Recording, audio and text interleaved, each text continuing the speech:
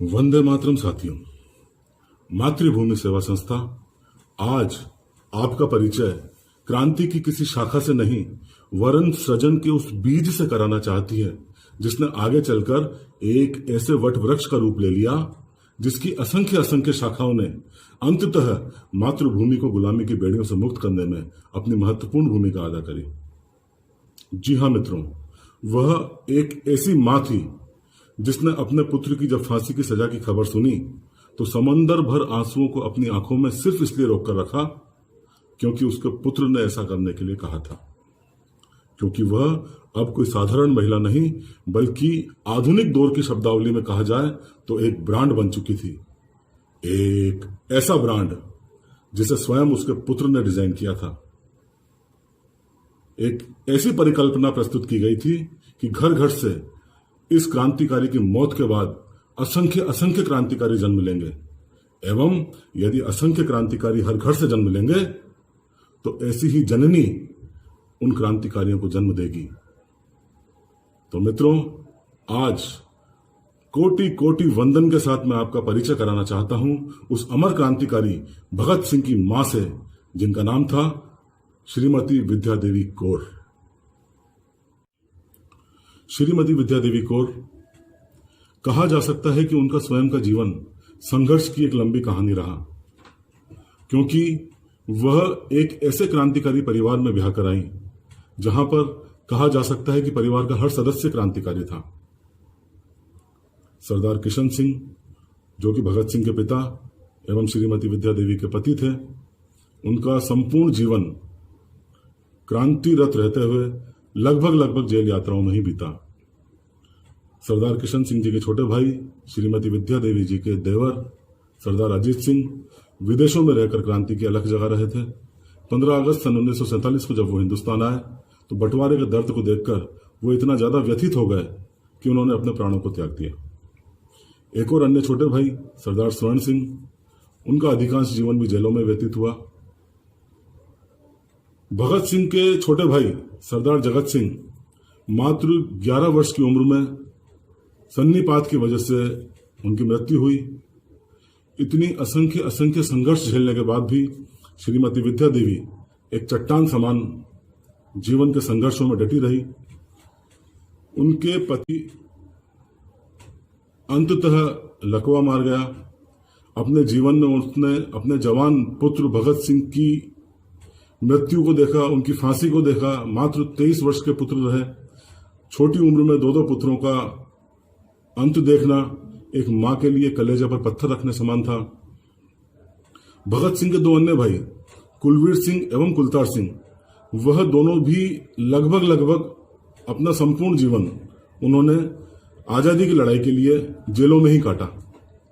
इस तरह से कहा जा सकता है कि उस मां का जीवन सिर्फ और सिर्फ लड़ते लड़ते ही व्यतीत हो रहा था। मुकदमेबाजी, जेलों में अपने पुत्र, अपने देवर, अपने पति से मिलना, खेती बाड़ी संपूर्ण चौपट हो चुकी थी। घर आर्थिक तंगी से बहुत ज्यादा परेशान रहने लगा। श्रीमती विद्या देवी जी सिर्फ अकेली अपने घर की ढाल थी, क्योंकि घर के जितने भी पुरुष थे सभी भारत माता को समर्पित हो चुके थे। और विडंबना देखिए, उनके घर में चोरी हो गई, उनकी फसलें कई बार चौपट हो गई क्योंकि खेत की देखरेख करने वाला कोई नहीं होता था पीछे से। ऐसे समय में भी सरदारनी श्रीमती विद्या देवी कौर सिर्फ और सिर्फ मातृभूमि के प्रति यह अपना फर्ज समझते हुए खुशी खुशी अपना संपूर्ण जीवन व्यतीत कर रही थी। 4 बार श्रीमती विद्या देवी को सांप ने काटा।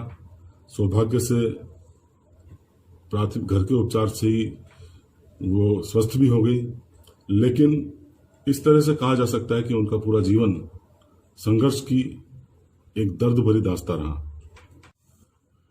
मां विद्या देवी कौर, जो आजादी के बाद भी निरंतर सक्रिय रही, क्योंकि उनका मानना यह था कि आजादी के बाद जो भी क्रांतिकारी जीवित हैं वह भगत सिंह के समान ही उनके सुपुत्र हैं, उनके बेटे हैं।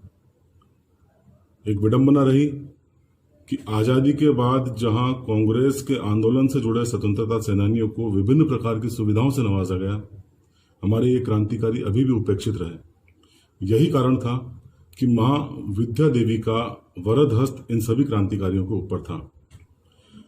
मातृभूमि ग्रुप के हमारे ही साथी श्री धर्मेंद्र जी शर्मा, जो कि एक महान स्वतंत्रता सेनानी, महान क्रांतिकारी एवं महाकवि श्री कृष्ण सरल जी के सुपुत्र हैं। अभी हाल ही में उन्होंने एक प्रसंग साझा किया। उन्होंने बताया कि जब उनके पिता ने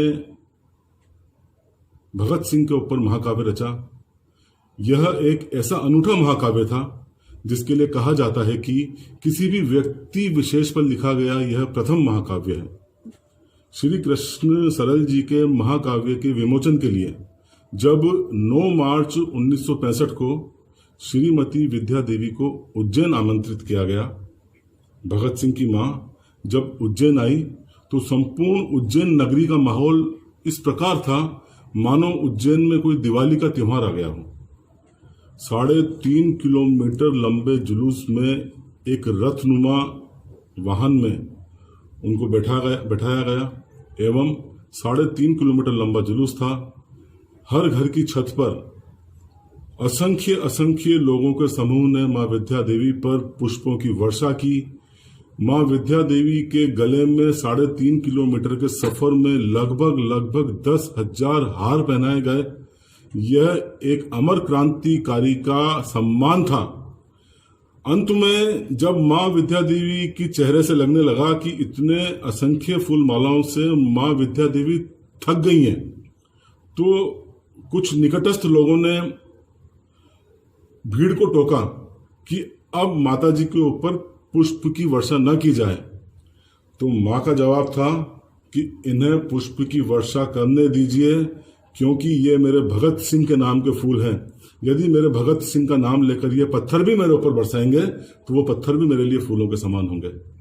ये जज्बा था उस मां विद्या देवी कौर का।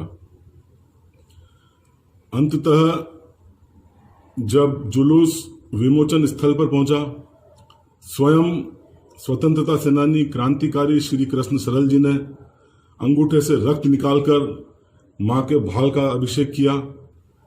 मां ने वह रक्त उस पुस्तक पर लगाया एवं जब उसकी नीलामी की गई तो उस समय के 3300 रुपये आए एवं उस दौर में 11,000 रुपये इकट्ठा करना बहुत बड़ी बात होती थी। मां विद्या देवी ने 11,000 रुपये एकत्रित किए। इन 11,000 रुपये का क्या किया मैं आपको बाद में बताऊंगा। अभी इस विमोचन समारोह में जन समूह मां विद्या देवी को देखने के लिए ललायत था, उनके चरणों की धूल को छूने के लिए ललायत था। महिलाएं उनके चरणों की धूल को लेकर अपने बेटों को तिलक लगा रही थी ताकि उनके बेटों में भी भगत सिंह जैसे संस्कार आए। वो पुष्प पूरे सड़क पर कई इंच मोटी परत जो फूलों की थी, लोग उन फूलों को समेटकर अपने घरों में ले जा रहे थे ताकि इन फूलों को एक उपलब्धि के रूप में, एक संग्रह के रूप में वो अपने घर में रख सकें, ताकि मां विद्या देवी की याद भगत सिंह बनकर हमेशा हमेशा उनकी स्मृतियों में रहे। ये थी मां विद्या देवी। वो 11,000 रुपये जो मां विद्या देवी ने एकत्र किए या अन्य रकम जो विभिन्न माध्यमों से मां विद्या देवी के पास आती थी। मां विद्या देवी अमूमन अपने उन उपेक्षित बेटों जो कि क्रांतिकारी थे अक्सर चोरी छिपे उनको दे दिया करती थी। ये 11,000 रुपये भी मां विद्या देवी ने बटुकेश्वर दत्त को दिए। ये भी एक रोचक प्रसंग है। वो स्वाभिमानी बटुकेश्वर दत्त या स्वाभिमानी कोई भी क्रांतिकारी डायरेक्ट वो रकम स्वीकार नहीं करते, इसलिए छुपकर वह उनके बटुए में या उनके तकिए के नीचे रकम रख देती थी। ऐसी वीर वीरांगना मां विद्या देवी आज उनकी 45वीं पुण्यतिथि पर मातृभूमि सेवा संस्था, आपका यह मित्र प्रशांत टहलियानी ऐसी वीर मां को शत शत नमन करता है, उन्हें वंदन करता है एवं भगत सिंह को जन्म देने वाली ऐसी मां शायद इतिहास के स्वर्णिम पन्नों में तब तक याद रखी जाएंगी जब तक भगत सिंह को याद रखा जाएगा। जय भारत, जय हिंद।